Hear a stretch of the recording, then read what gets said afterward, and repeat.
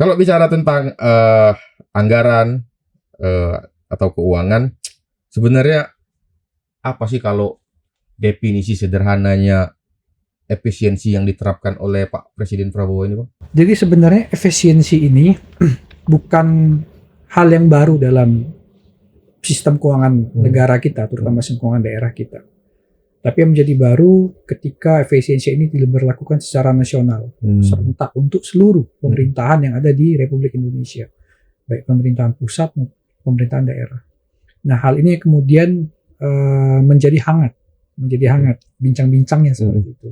Pada prinsipnya efisiensi ini, kalau kami teman-teman di keuangan daerah melihatnya itu hal yang biasa sebenarnya, hal yang biasa, memang perlu dilakukan ya, dalam konteks untuk merelokasi anggaran-anggaran yang selama ini kita pandang tuh tidak efisien, tidak efektif, itu menjadi lebih efisien dan efektif.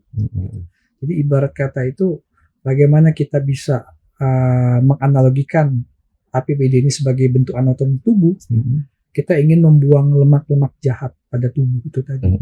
Lemaknya itu kita olah kembali menjadi otot, ototnya besar, tulangnya kuat. Nah, jadi kalau orang ototnya besar, tulangnya kuat kan sehat, sehingga APBD kita sehat dan betul-betul bisa dirasakan oleh masyarakat. Ya, karena kita merasa selama ini besaran APBD yang kita kelola itu satu pertanyaan simpel saja yang mungkin sulit dijawab. Berapa sih yang sampai ke masyarakat? Masyarakat juga kadang nggak tahu itu apa APBD, ya. Nggak tahu itu berapa nilai belanja daerah kita, APBD kita. Mungkin yang tahu hanya sekelompok orang saja gitu.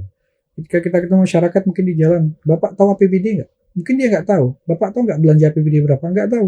Tapi kalau kita sebut misalkan APBD Bengkulu 2,9 triliun, Bapak tahu. Dia kaget pasti. Loh, kemana uangnya? Jadi hal-hal itu yang kemudian ingin kita ubah stigmanya. Mindsetnya ingin kita ubah. Bagaimana betul-betul masyarakat ini merasakan ketika dapat bantuan BPJS gratis, oh ini dari pemerintah, dapat bantuan dari pemerintah, dia tahu ini dari APBD, dari uang pajak yang mereka bayar. Kita lihat masyarakat bayar pajak, Pak, ya. Setiap belanja pasti bayar pajak. Punya kendaraan tuh bayar pajak, kendaraan itu jadi pendapatan daerah. Kemudian belanja ke pasar, belanja ke warung, belanja ke toko itu ada namanya PPN. PPN itu menjadi pendapatan bagi hasil kita dari pemerintah. Kemudian macam-macam sektor itu menjadi sektor pendapatan daerah. Jadi selayaknya kita mengefisiensikan APBD, merelokasi, merefocusing. Jadi bukan menghapus, tapi merefocusing APBD itu bagaimana APBD itu benar-benar dapat dirasakan oleh masyarakat. Begitu, Pak. Semangatnya di situ.